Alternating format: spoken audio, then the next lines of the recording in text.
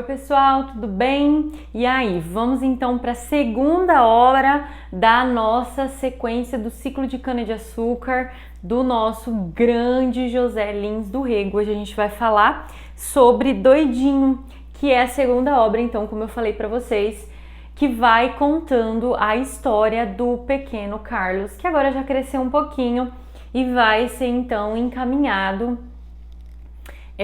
para o colégio interno. O que acontece, gente? O que a gente precisa então aqui dar uma pensadinha? Eu falei para vocês no vídeo anterior que o Carlinhos, ele tinha na tia Maria meio que uma reposição do lugar de mãe, né? Vamos dizer assim que a tia Maria, ela representava essa figura materna que não existia mais para ele. O que acontece? A tia Maria casa e o Carlinhos já vai se ver por alguns dias, por um tempo ali, sozinho no engenho. Sozinho sem a mãe, né? Sem essa figura de amor. E quem vai, então, cuidar dele é a tia Sinhazinha. Então, a coisa já não estava muito boa no engenho, porque a tia Sinhazinha, como eu falei, ela era muito má. E aí, a gente tem, então, o avô, né, o coronel Zé Paulino, que quer muito que o neto estude. Todos os filhos estudaram, ele é muito a favor da disciplina, né, do aprendizado, e ele vai mandar o menino, então, para esse internato na cidade. E aí, o Carlinhos vai ter muitos choques de realidade.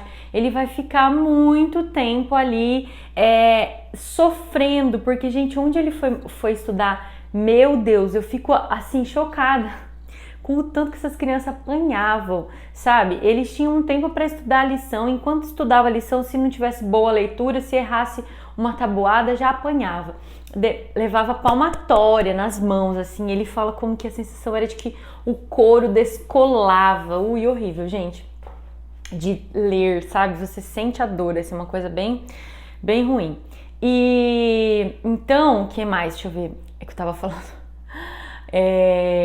E aí, quando eles iam também, eles tinham um momento de cobrar a lição, né? Então, eles botavam os meninos lá para ler e se gaguejasse, se errasse, era mais palmatória. Era uma coisa bem violenta. A gente vai ter uma figura masculina aí do professor muito opressor, carrasco, muito ruim, muito sem sentimentos. A gente vai ter um questionamento dessa educação, né? Mais pro final da obra, o Carlinhos quer escrever, mas ninguém considera ele, porque ele escreve umas palavras muito esquisitas e tal. Então tem um questionamento aí do que é ensinar, né? E aí vai ter toda uma coisa da época, que criança tem que apanhar mesmo, né? Que é só assim que você impõe a ordem, o limite, os bons costumes, os bons padrões e pipipi, popopó, que a gente já conhece como esse discurso autoritário, esse discurso bastante impositivo que a gente vai ter ali. Então nessa parte, eu confesso que esse livro, essa narrativa assim não me pegou tanto como a outra, né? Eu achei que eu não me envolvi tanto com o Carlinhos na escola como quando ele estava no engenho. Mas aí eu separei algumas coisas pra gente conversar, tá, gente? E são algumas coisas que constroem a obra, né? Que vão aqui contrapor alguns sentimentos que vão educar o Carlinhos como ser humano. Eu falei pra vocês que ele ficou muito louco, né? Depois que ele foi iniciado no sexo, ele transava com todo mundo lá no engenho, na fazenda, e ele estava descontrolado. Quando ele tá na escola, né, ele vai se apaixonar pela Maria Luísa, e é um amor, assim, sabe, coisa de criança mesmo? Então esse amor com a Maria Luísa, ele vai ficar em contraponto, né? Ele mesmo vai refletir, vai falar assim, não era uma coisa animalesca, não era carne, né? Não era uma coisa amável, né? Era sentimento, era bom, sabe? É muito lindo, gente. Aí eu separei aqui uma partezinha pra gente ler, ó. Maria Luísa. Quantas vezes eu não me esforçava nas lições, enchendo a cabeça de regras e exceções para não sofrer na sua presença a humilhação dos bolos. Bolos é a palmatória. Aquele amor de anjo bem me ensinava o que nem a palmatória conseguia. O meu amor era puro de outras coisas, gostava, porém, de se mostrar, não sabia se encolher, nem se ver pequeno diante de sua eleita. Andava com as vontades de criar asas para voar, não media as consequências de sua vaidade. Seu Maciel via. via como o diabo. Felipe viam todos os meninos, e eu, pobre ingênuo, sem ver que eles me viam. Seu Maciel mudou a minha cadeira. Do canto em que estava, não distinguia Maria Luísa. O velho desconfiava, conhecia de longe os passos dos seus Dom Juans. Muito, muito legal, porque ele vai ser perseguido e tal, vai ter várias coisas. Então esse amor vai transformá-lo numa pessoa mais calma, vai tirar essa coisa animalesca, carnal dele e vai transformá-lo nesse menino mais doce, mais amável, né? E aí tem outras duas questões importantes que vão aparecer. Então, entre meio tantos ensinamentos, né? Vai passar aí férias, né? O Carlinhos vai ficar meio que esquecido na Semana Santa, ele vai ficar muito chateado porque ninguém lembra dele no engenho, ninguém ama, ninguém gosta dele e tal, toda essa questão. E aí, gente, ele vai então voltar, né? Vão mandar buscá-lo, tinham esquecido mesmo, aquela coisa toda, né? Não deu tempo e tal. E ele vai voltar, só que ele passou muito tempo fora, ele passou muito tempo em contato com outras pessoas, ele estudou muitas coisas, né? E aí ele vai se questionar muito, ele vai ficar muito impressionado com o que ele vai ver, a pobreza que ele vai ver. Antes, quando ele via os meninos do engenho trabalhando, quando ele via aqueles meninos tão jovens, cuidando do gado, cuidando da cana, do próprio trabalho no engenho, ele achava que aquilo era o máximo, que era incrível, mas quando ele volta, ele vai ter um choque de realidade. Ele vai ficar muito impactado e ele vai se questionar da seguinte forma: os meninos por perto não me falavam, falaram com Andorinha quando chegamos, e ali, sem ninguém com quem falar, falei muito comigo mesmo. Era esta a vida que eu invejava, a pobre vida dos pastoreadores?